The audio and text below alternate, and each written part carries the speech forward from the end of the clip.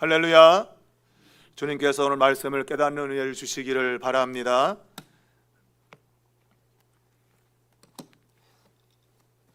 바울이 복음을 전하면서 당한 여러 가지 박해들 또 고난들이 사도행전에 기록이 되어 있습니다.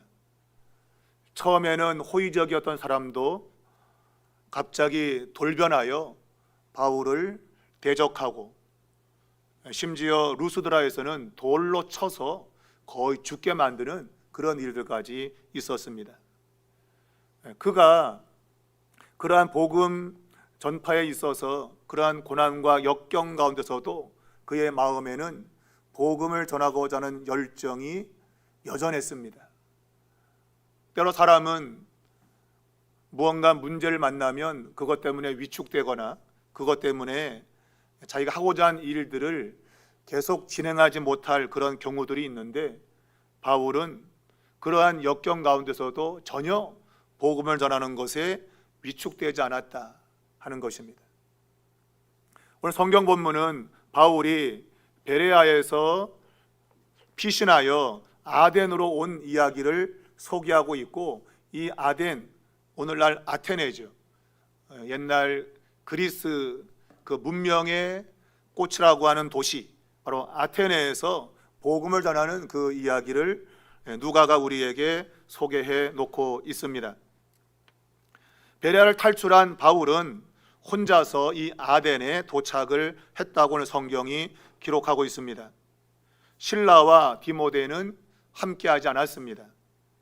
그것은 이 바울이 이 대적자들의 타겟이었다.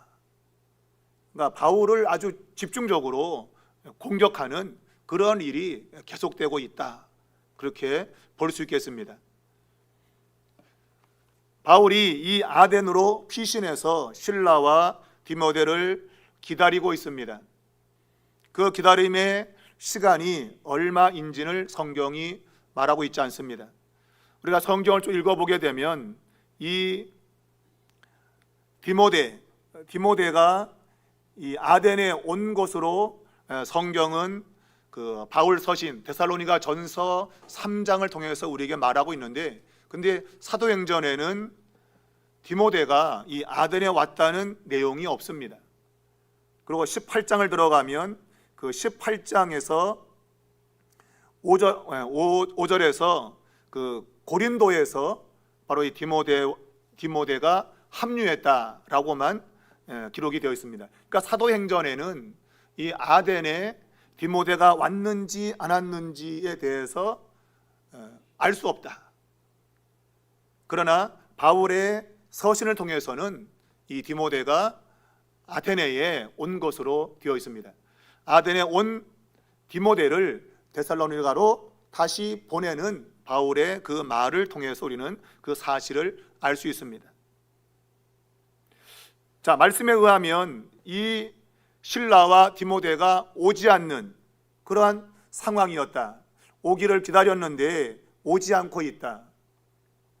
그러면 그가 그냥 오지 않으니까 아무것도 못할 것인가? 그렇지 않다고 봅니다.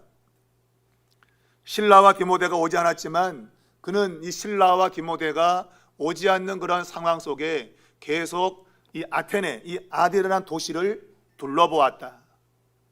그가 뒤에 이제 아레오바고에서 연설할 때, 그 법정에서 연설할 때에 그가 아덴을 두루 다녀보았다고 하는 그러한 이야기를 하고 있는 걸 보면, 그가 이 실라와 디모데가 오기를 기다리면서 그냥 마냥 있는 것이 아니고 이 아덴 이 도시를 쭉 둘러보았다.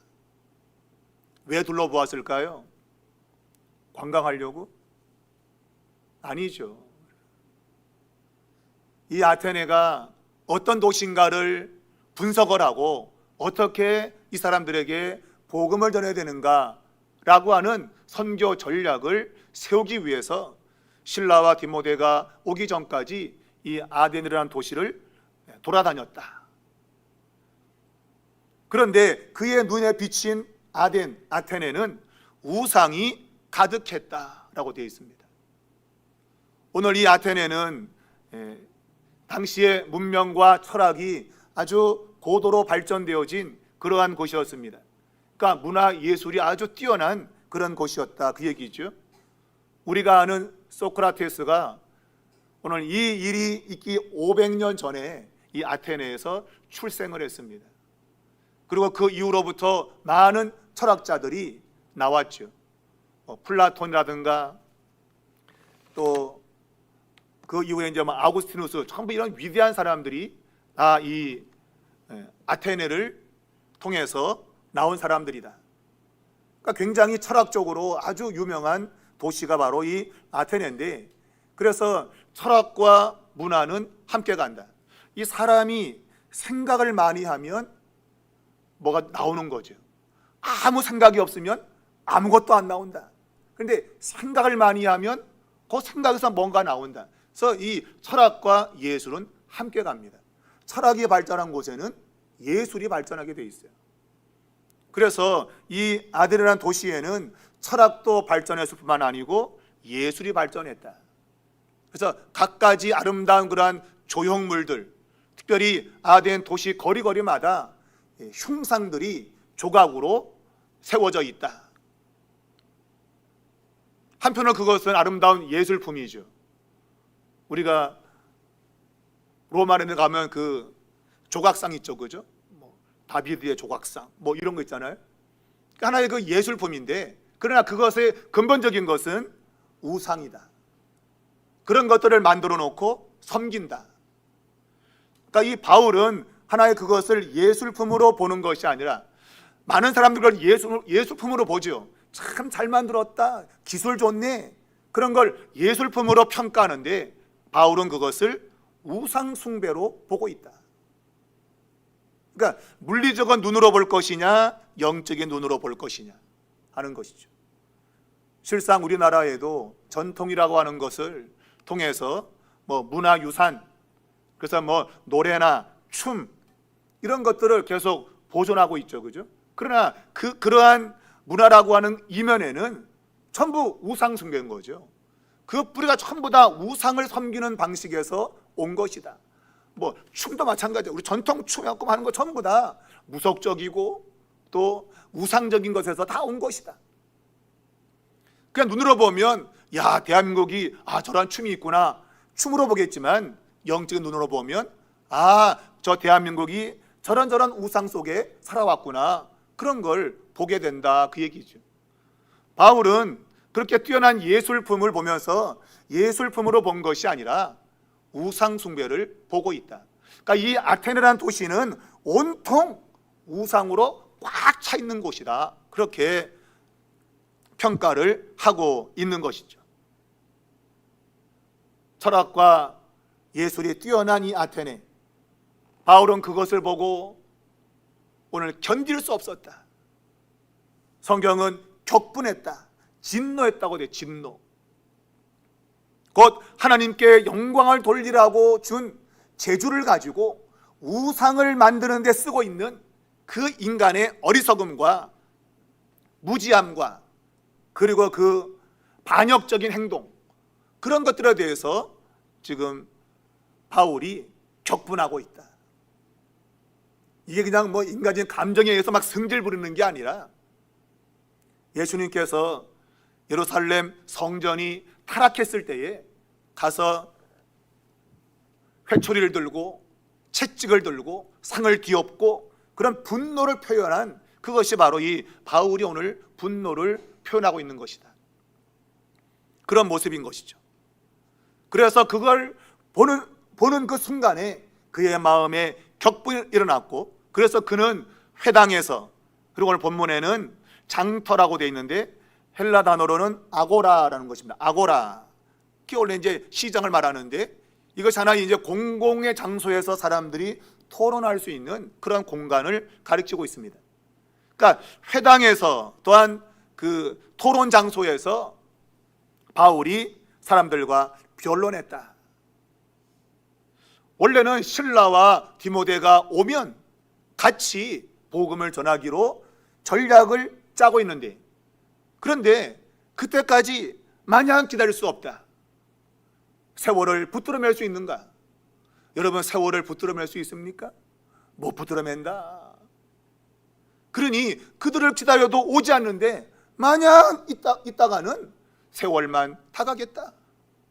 그래서 그는 회당과 이 시장 그 거리에서 사람들과 변론했다. 곧 복음을 전하면서 오늘 이 사람들이 믿고 있는 그 우상의 허무한 것들을 이야기했겠죠. 여러분, 여러분의 삶에도 시간을 붙들어맬 수 없습니다.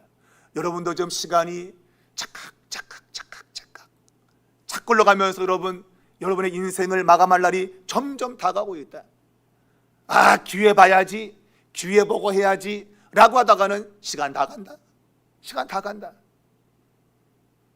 바울은 전할 수 있는 그러한 기회만 된다면 그는 복음을 전했다. 그저 실라와 디모데가 오면 힘을 얻고 같이 전하면 좋겠는데 그럴 시간이 없다. 그럴 시간이. 왜냐하면 그의 마음에는 예수님께서 곧 오신다고 하는, 그래서 땅끝까지 빨리 복음을 전해야 예수 그리스도가 온다고 하는 그런 확신을 가지고 있기 때문에 1초 1분 1분이 아깝다. 그래서 이 아테네에 복음을 전하기 시작했다라는 것입니다. 여러분과 저에게 주어진 시간 마냥 있는 거 아닙니다. 오늘 하루 지나면 여러분의 시간들은 또 그 하루가 짧아진 겁니다. 우리가 주 앞에 섰을 때에 회개하자. 이거는 회개가 아니고 회개. 셈하자 그래요. 셈. 너거나 빨리 계산할 거 있지? 꺼내봐. 너 뭐 했어? 그러면 한 거 없는데요. 그러면 곤란하다. 한 달란트 묻어둔 사람처럼 변명이나 하려고 그러고, 그때 말이죠. 어쩔 수 없었어요. 뭐가 어쩔 수 없습니까, 여러분? 오늘 실라와 디모데가 안 와서 내가 전도 못했어요? 그럴 수 없다. 그는 혼자라도 담대하게 아테네 사람들에게 복음을 전했다. 여러분과 저도 이러한 마음이 있어야겠다. 주어진 시간 흘러가고 있으니 이 시간 아껴서 누군가에게 예수 그리스도를 전하자. 그들이 돌아오건 돌아오지 않는 것은 우리의 몫이 아니다. 단지 우리는 전하는 것이 우리의 몫이다. 여러분 이걸 아시고 여러분의 시간 속에 복음을 전하는 그러한 역사가 있기를 축복합니다. 자, 이 아테네 여기는 아마 회당이 그렇게 많지 않은 걸로 보입니다. 학자들은 아마 회당이 한 곳에밖에 없었을 거라고 그렇게 보고 있습니다. 왜냐하면 이게 회당이라고 하는 요 단어가 단수로 사용된 걸로 보면 아마 이 아테네 지역에 회당이 한 군데밖에 없지 않았는가 그런 생각을 하는 것이죠. 자, 여기서 지금 바울이 사람들과 변론합니다. 날마다 만나는 사람들과 변론했다. 그런데 이 변론의 결과 반응이 나누어지고 있다. 항상 복음에는 이 나누어지는 반응이 반드시 있다. 한쪽은 그 복음에 대해서 거부하고 조롱하는 이런 것이 있는가 하면 한쪽은 호의적으로 받아들이는 그룹이 있다. 이게 분명하게 나타나고 있는 것이 이 바울의 복음 전파의 특색이다. 오늘 이 시장 거리에서 복음을 전할 때도 그랬고, 그리고 그가 붙잡혀 가서 아레오바고라는 그 법정에서 연설할 때에도 반응도 똑같았다.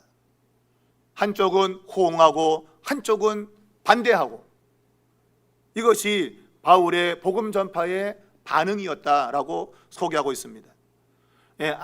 아덴 역시도 마찬가지였다. 그것을 지금 누가가 소개하고 있습니다. 여러분, 복음 전파는 항상 이렇게 양면성이 있는 겁니다. 항상 이것은 존재하고 있다. 그래서 우리가 부정적으로 보면 아이고 반대하는 게 많은데 하지 말아야지 이런 마음 갖다가도 아니야, 그 가운데 호응하는 사람이 있어. 오늘 이 말씀에 보면 그가 이 아테네에서 복음을 전하고 떠나갈 때에 그 상황을 34절에 몇 사람이 그를 가까이하여 믿었다라고 말하면서 아레오바고 관리 디오누시오와 그리고 다말이라고 하는 여자 또 다른 몇 사람을 소개하고 있습니다. 그러니까 소수의 사람이 예수를 믿었다고 하는 것, 이것을 우리에게 들려주면서 부정적인 상황이 대세를 이루고는 있지만 그러나 그 가운데서도 하나님께 돌아오는 사람이 있다. 이것이 우리가 복음을 전해야 될 하나의 근거다. 우리가 볼 때는 아무도 안 믿을 것 같아. 때로 우리가 길에서 지금 오늘도 이제 오해하겠지만 노방전도하면 요즘 젊은 사람들은 그걸 누가 들어, 그거를 누가 받아가? 그냥 들고 그냥 갖다 버려. 물론 효율적인 면에 보게 되면 때로는 낭비 같기도 하죠. 그러나 하나님은 그걸 받아본 그 사람이 예수께 돌아오는 것보다도 우리가 복음을 위해서 뭔가를 하려고 하는 그 마음을 보시고 하나님은 사람을 붙여주신다. 그게 중요하다. 우리가 김경호 씨가 지난 3월 마지막 주에 세례받았는데 그가 믿음의 사람 속에서 살고 있었지만 그러나 예수를 믿지 않았다. 자기 사돈이 목사고 자기 며느리가 목사 딸인데도 믿지 않았다. 그리고 우리 삼일교회도 이미 알고 있었다. 이미 알고 있었다. 근데도 삼일교회 안 나갔다. 그런데 우리가 전도하는 그때 우리를 만나게 되었고 그가 정말 그때 그 마음이 열린 거죠. 어찌 보면 누가 나한테 정말 적극적으로 와서 전도 안 해주나? 가고 싶긴 한데 나 혼자 오긴 그렇고 누가 나 좀 데려가줘요. 그런 마음 같아요. 그런데 우리들을 만났다. 우리 전도팀을 만났다. 그리고 그가 바로 그 주에 오게 되었고 결국은 3월 마지막 주에 세례까지 받았다. 여러분, 결코 이것이 우연이겠습니까? 우연이 아니죠. 우리가 복음을 전하고자 하는 그런 마음을 가지고 발길을 내딛었더니 하나님이 우리와 그 김경호 성도를 만나게 하셨다. 여러분, 우리가 볼 때는 그냥 우연이지. 여러분, 우연이 아닙니다. 그 수많은 날들 가운데 그가 주변에서 예수 믿으라고 그렇게 말했는데 사돈도 말했을 것이고 딸도 자식도 다 말했겠는데 그런데 안 믿었다. 근데 우리가 예수 믿자가 했는데 우연히 믿었다? 아닙니다. 여러분. 우연이 아닙니다. 그건 하나님의 역사다. 역사다. 여러분, 그런 거 생각할 때마다 하나님께 감사하지 않을 수 없습니다. 그런 전도가 우리의 힘으로 되는 게 아니라 결국 하나님의 은혜로 되는 것이다. 오늘 이 아덴 사람들이 대부분 다 믿지 않았어요. 많은 사람들이 자기 머리에 똑똑하다고, 야, 우리가 이래도 소크라토스의 동네에 사는 사람인데 우리가 정말 굉장한 지식이 있고 말이 그런 사람인데 아까 이상한 헛소리 하는 걸 우리가 믿겠니? 다 거절했다. 그러나 오늘 몇 사람이 예수를 믿었다. 여러분, 한 영혼이 천하보다도 귀하다고 우리가 입으로 말하면서도 그 한 사람 오늘 우리의 마음에 담고 정말 그 영혼 구원하려고 애쓰는가? 안 돼. 지금 전도가 되냐 말이야. 이런 것이 우리의 대부분의 마음이지. 아니야, 지금도 누군가가 믿을 수 있어. 그런 마음 가지고 우리가 전도하고 있는가? 여러분, 하나님이 예정했다면 그 사람은 복음을 만나게 될 것이고 그는 돌아오게 될 것입니다. 자, 이 아덴에서 지금 바울이 복음을 전하면서 이 아덴의 상황을 우리에게 어느 정도 소개해 놓고 있습니다. 아마 이것은 제가 말했지만 이 누가가 이 사도행전을 기록하면서 그가 아덴에 있지 않았던 걸로 보여요. 그래서 그가 지금 이 사도행전에서 디모데에 대한 이야기를 하고 있지 않다. 왜? 그 상황을 정확히 그가 지금 모르고 있다. 바울에 의하면 디모데가 아덴에 왔는데 그런데 누가는 지금 그 사실을 사도행전에 쓰고 있지 않다. 고린도에서 처음 만난 것으로 기록하고 있다. 그것은 누가가 이 아덴의 현장에 있지 않았음을 말하고 있는 것이죠. 그러나 누가는 이 아테네가 어떤 곳인가에 대해서는 이미 알고 있었다. 그 동네가 어떤 동네인지 알고 있었다 하는 것을 그가 지금 이 본문에서 우리에게 보여주고 있는 거죠. 그곳은 우상이 즐비한 곳이다. 그리고 이 사람들은 호기심이 많은 사람이다. 뭔가 새로운 게 오면 그게 뭐지? 새로운 거에 관심 가지는 그러한 사람이다. 그 주민들의 특성을 누가가 알고 있었다. 또 그 가운데는 에피쿠로스 학파와 스토아 학파가 대세를 이루고 있었다. 이 에피쿠로스 학파는 쾌락을 추구하는 그러한 학파입니다. 우리가 쾌락 그러니까 막 그냥 이상한 쪽으로 생각하는데 그런 쾌락을 말하는 게 아니고 인간이 근본적으로 고통이나 아니면 육체의 정욕과 공포, 죽음 이런 것들이 사라진 그 평안한 상태를 쾌락이라고 규정을 하고 있는 겁니다. 그러니까 마음에 염려, 근심이 없는 그런 상태, 그러니까 최소한의 인간이 평온을 누리고 있는 상태를 추구하는 것이 바로 이 에피쿠로스 학파의 추구하는 것이다. 또 반대로 스토아 학파는 이 사람은 굉장히 금욕적인 사람이다. 인간을 최대한 절제해 가지고 거기서 진리를 찾는 그런 사람들이다. 그러니까 금욕적인 그러한 삶을 추구하는 것이죠. 그러나 에피쿠로스는 금욕 갖고 되는 게 아니고 기본적으로 인간이 뭔가 삶에서 좀 기쁨을 누릴 수 있는 그 정도까지는 우리가 가야 된다. 그러나 그것이 도가 지나치게 되면 그것 또한 근심이 찾아오니까 최소한의 인간의 마음이 막 혼란스럽지 않은 거기까지 가야 된다라고 이제 주장하는 것이 에피쿠로스 학파의 주장인 겁니다. 자, 이 에피쿠로스 학파는 신을 부정하지는 않습니다. 그러나 신과 인간의 관계는 맞닿는 것이 없다. 접촉점이 없다. 그러니까 신은 인간에게 무관심하다라고 하는 것이 에피쿠로스 학파의 주장입니다. 반대로 스토아 학파는 모든 곳에 신이 있다. 범신론이죠. 그러니까 모든 것에 신이 있어서 그 신을 우리가 발견하는 것이다. 근데 그런 것들을 금욕이나 절제를 통해서 그것을 찾는다. 그런 주장을 하는 사람들이에요. 근데 로마 사람들은 스토아 학파 그 주장을 많이 쫓아갔다. 그래서 많은 사람들은 그래도 나름대로 뭔가 신을 찾고자 하는 열망이 있었다. 왜? 범신 사상이니까. 신이 다 있다고 하니까 그 신을 찾으려고 애를 쓰고 있다. 그래서 아레오바고 법정에서 바울이 연설할 때도 뭐랍니까? 너희 보니까 범사에 종교심이 많다. 이 말은 너희가 신을 찾고 있다 그 얘기죠. 그런데 내가 한 제단을 봤더니 알지 못하는 신에게 라고 써있더라. 신이 있긴 있는데 그 신이 뭔지 몰라가지고 그냥 제단 만들어 놓고 알지 못하는 신에게 그렇게 신을 찾고 있는 모습을 보았다라고 바울이 아레고바고 법정에서 지금 연설을 하는 내용을 오늘 성경이 우리에게 말하고 있다.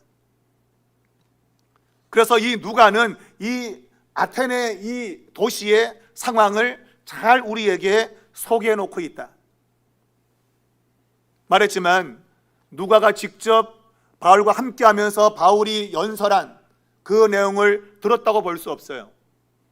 아마 그는 다른 사람들이 말하는 것을 종합해서 이 사도행전을 썼다고 보고, 그리고 분명 그가 이방인에게 복음을 전할 때에는 이런 방식으로 복음을 전했을 것이다 라고 하는 것을 그가 지금 이 바울의 연설 가운데 담고 있다.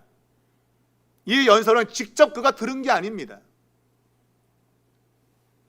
이것은 성령께서 그가 사도행전을 쓸 때 이방인에게 복음을 전하고 그들을 접근하기 위해서는 어떤 방식으로 했을까 하는 것들을 성령께서 알게 하시고 그 나름의 지금 바울이 이방인에게 접근했던 방식을 통해서 지금 그의 연설을 쓰고 있다. 우리가 모든 것을 이 성경의 기록자가 다 그 현장에 있었다고 생각해서는 안 됩니다. 성령이 이 얘기를 쓸 때 여러 가지 자료라든가 사람들의 이야기를 다 종합해가지고 지금 이 성경을 쓰게 하셨다. 그것이 우리가 성경의 영감설, 그러니까 성령이 영감을 줘가지고 한치의 오류가 없이 성경을 기록했다고 하는 것이죠. 그의 근거에서 누가가 지금 바울이 아레오파고에서 연설하는 그 내용도 그가 직접 들은 것이 아니라 이방인에게 복음을 접근할 때는 이런 방식으로 바울이 접근했는데 아마 이렇게 연설을 했을 거다라고 이제 쓰는데 성령께서 감동한 것이죠. 틀리지 않도록 감동해서 이것을 쓰게 하셨다. 자, 바울이 지금 어떠한 방식으로 지금 이방인에게 복음을 접근하고 있는가?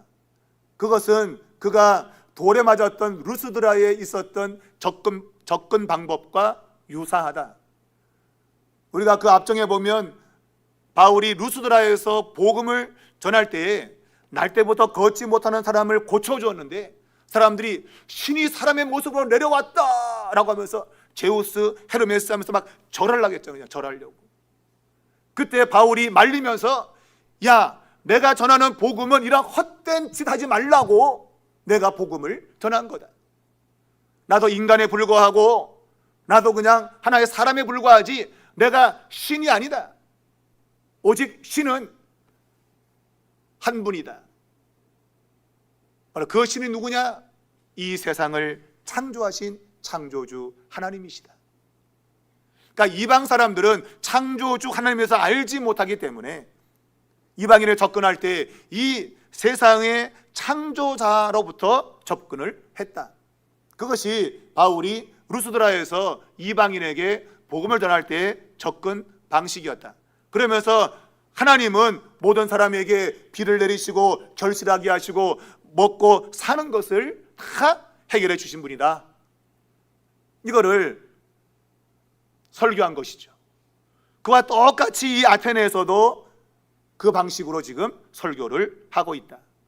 곧 하나님은 창조주이다. 너희가 모르는 그 신이라고는 그 신이 누군지 안다. 우리는 바로 그분은 천지를 창조하신 창조주 하나님이시다. 그러면서 그 하나님은 사람이 만든 지은 전에 안 계시다. 그리고 뭐 부족한 거 있어도 갖다 바치는 하나님이 야, 나 부족하니까 이거 좀 갖고 와, 저거 갖고 와, 그렇게 뭔가 없어서 우리에게 갖다 바치라고 하는 분이 아니다. 도리어 하나님은 우리에게 생명과 호흡과 만물의 모든 것들을 우리에게 주시는 분이다. 마지막에는 그 창조자 하나님에 대해 설교를 하면서 마지막에는 예수님의 죽음과 부활에 대한 이야기로 끝을 맺고 있죠. 하나님이 그 아들을 심판날에 심판자로 정하시고 그리고 그를 죽음에서 다시 살리셨다. 그래서 그러한 모든 것들을 오늘 우리를 통해서 지금 증언하고 있다. 그러니까 자기가 전하는 복음의 핵심은 뭔가? 그것은 예수와 그리고 부활이라고 하는 것이죠. 예수와 부활, 예수가 그리스도인 것과 그리고 부활이 분명히 있다고 하는 이 사실을 복음이라고 하는 것으로 바울이 지금 아테네 사람들에게 전하고 있다 하는 것입니다. 여러분, 사람들은 이 하나님을 알지 못하고 있습니다. 우리가 로마서 1장을 보면 이 17장에 있는 아테네 사람들에게 한 설교와 비슷한 내용이 나오죠. 하나님이 이 천지를 창조하시고 하나님을 아는 것들을 이 천지에 보여주었다. 그런데 사람들이 그걸 알지 못한다. 왜? 죄 때문에 알지 못한다. 죄가 없다면 모든 만물 보면서 하나님이 계신 걸 분명히 볼 수 있는데 죄 때문에 그것을 보지 못하고 있다. 그래서 그 죄의 문제를 해결하기 위해서 하나님이 그의 아들을 세상에 보내셨고 세상에 그를 죽였으나 다시 살림으로 인해서 그들에게 하나님이 계시다고 하는 것을 알게 하셨다. 그것이 로마서 1장의 바울의 복음의 변증의 출발점입니다. 그 이야기를 똑같이 하고 있다.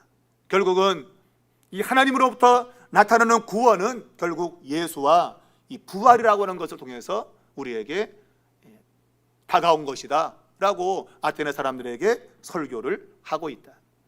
그래서 그 앞에 보면 나오지만 이 사람들이 누구냐? 어떤 사람은 말쟁이가 말 장난하는 거다. 당시의 사람들은 이 언변술, 웅변술이 좋은 사람들이 많았거든요. 그래서 그냥 입만 살아서 그냥 말만 하는 사람이 많았다. 그런데 바울도 그러한 부류의 사람으로 지금 보고 있다. 말을 재밌게 잘하든지 아니면 떠벌이, 수다쟁이 뭐 그런 사람으로 지금 바울을 보고 있다. 또 한편 어떤 사람은 이방신들을 전하는 사람인가 보다. 그래서 이방신은 문자적으로는 이교도의 귀신을 가리키고 있어요. 이 신은 성경에 말하고 있는 신이 아니고 귀신. 그러니까 이방 세계에 그렇게 귀신이 많다 이거죠. 그 귀신을 전하는 그런 사람인가 보다라고 생각했는데, 왜냐하면 바울이 예수와 부활을 전하기 때문이다. 그러니까 이것은 자신들이 도무지 믿을 수 없는, 어떻게 사람이 죽었다가 잘 살아나가지고 천지를 다스리고 통치하는 주권자가 되는가, 이런 걸 도무지 믿을 수 없다. 그러나 성경은 바울의 복음의 핵심이 바로 이 예수와 부활이다. 여러분, 교회에서 예수님과 부활이 빠지면 교회는 존재할 수 없다. 존재의 가치가 없다. 여러분, 이상한 일, 기적 같은 일도 사람들이 많은 관심을 갖지만, 그러나 우리가 관심 가질 것은 예수가 그리스도다. 그리고 그분의 부활. 교회는 여기에 초점을 맞춰야 된다. 이것은 세상이 믿지 못하는 거지만 하나님의 사람들은 이것을 믿고 있다. 이게 세상과 구별되는 거다. 예수 잘 믿었더니 내가 건강해졌다, 예수 잘 믿었더니 내가 출세했다, 성공했다, 그것은 세상도 다 쫓아가는 거다. 그런데 세상이 쫓아가지 못하는 것은 바로 이 예수님과 십자가의 죽음과 부활이다. 이건 어떤 것으로도 흉내낼 수 없다. 당시에 수많은 귀신을 전하는 사람들이 있었는데, 얘도 귀신을 전하는가 보다 라고 했는데 아니다. 귀신이 아니라 하나님, 이 우주를 창조하신 하나님을 전하는 것이다. 바로 그 하나님이 예수를 세상에 보내어서 이 세상을 구원하는 그리스도로 삼으셨다. 이게 복음의 핵심이었다. 여러분, 교회는 예수님과 부활을 전하는 곳이 되어야 됩니다. 단순히 세상도 잘 되니까 예수를 믿어라, 예수 믿으면 좋은 일 생긴다, 물론 그것도 접근하는 방식은 될 수 있겠지만, 그러나 그것이 핵심이 되어서는 안 된다. 핵심은 예수가 그리스도고, 그리고 그분의 부활이 우리에게 생명을 준다. 이것이 교회가 쫓아가야 될 진리다. 우리 삼일교회가 여기서 벗어나지 않기를 바랍니다. 로마서 10장 9절을 보면, 내가 만일 내 입으로 예수를 주로 시인하며 또 하나님께서 그를 죽은 자 가운데서 살리신 것을 내 마음에 믿으면 구원을 얻으리라. 요 로마서 10장 요 9절이 우리 교회의 핵심적인 가르침이다. 이게 없는 교회는 교회가 아니다. 그저 세상적인 좋은 가르침들, 착하게 살아야 돼, 바르게 살아야 돼, 이것은 교회가 아니다. 오직 교회는 예수가 그리스도 주님이라고 하는 것을 시인하고 죽은 자 가운데에서 그를 살리신 것을 믿는 그러한 믿음으로 가는 것, 그것이 기독교다. 여러분, 이것을 잘 깨달을 수 있기를 축복합니다. 결국은 우상 숭배, 이런 모든 것들을 다 버리고 살아계신 하나님께 돌아와라. 하나님은 십자가에 예수 그리스도를 못 박아 죽이고 그를 주권자가 되게 하셨다. 그러니 그분께 돌아와라 라고 하는 것이 바울의 설교의 핵심이었다. 그러나 안타깝게도 이 아테네에서 많은 사람들이 이것을 믿지 않았다. 그들의 지식과 그들의 철학과 그들의 지혜를 가지고 도무지 그것을 이해할 수 없었다. 여러분, 십자가의 도는 세상의 지혜와 세상의 방식으로 이해할 수 있는 게 아닙니다. 여러분이 내가 머리가 좋아서 십자가 사건을 잘 이해해서, 이해돼서 여러분이 지금 예수를 믿는 게 아니에요. 그것은 성령을 통한 성령의 지혜가 우리에게 주어졌기 때문에 그 성령의 지혜로 그것이 믿어진 거죠, 여러분. 그게 은혜다. 누가 그러한 지혜를 우리에게 주셨는가? 하나님이 선택한 자에게 하나님이 주신 거다. 여러분과 저가 그런 선택을 입었다. 여러분, 자다가도 깨어서 감사해야 된다. 자다가도 그냥 벌떡 깨서 아이고 나를 택해 주셨네, 감사해야 된다. 이것이 우리의 앞날의 운명을 결정시켰다. 여러분, 여러분의 환경 바라보거나 여러분 자신 바라보고 낙심하지 마십시오. 하나님은 여러분을 무한한 지혜 가운데 여러분을 선택하셨고 그 선택이 결국 여러분을 마지막 천국까지 이끌어갈 거다. 그것이 우리 장로교의 핵심인 겁니다. 그게 은혜라는 겁니다. 은혜로 결국 우리는 구원받는다. 그 은혜를 아는 사람들마다 죽을 똥 살똥 주님 위에 살더라. 그게 역사가 보여주고 있다. 바울도 그 은혜 때문에 지금 돌에 맞아도 또다시 그 성에 들어가고 막 박해받아도 또 가서 전하고, 이것이 바울의 모습이었다. 여러분을 반대하는 사람이 가족 가운데 있고 친척 가운데 있고 또 친구 가운데 있다고 해도 여러분이 이 선택함의 은혜를 여러분이 아는 이상 여러분은 뒤로 물러서지 않을 겁니다. 왜? 그 은혜는 너무나도 놀라운 은혜이기 때문에 그래. 그래서 여러분, 오늘 이 바울이 이 아테네에서 복음 전하는 그것이 그의 삶으로 끝나지 말고 이것이 나의 삶으로 이어지고, 그래서 우리 삼일교회 모든 성도들이 이러한 복음에 대한 것으로 충만히 무장되어서 어찌하든지 한 영혼이라도 오늘 마지막 34절에 몇 사람, 아레오바고 관리 디오누시오와 다말이라고 하는 그 여자, 그것 또 다른 몇 사람을 하나님께서 구원하신 이것을 우리 교회도 이루어가야겠다. 그러면 된다. 많은 사람이 믿지 않아도 하나님이 선택된 사람은 다 믿는다고 했으니 우리가 그 사람들을 바라보고 오늘도 복음을 전해야겠다. 이러한 마음의 결정이 있어지기를 주님의 이름으로 축복합니다.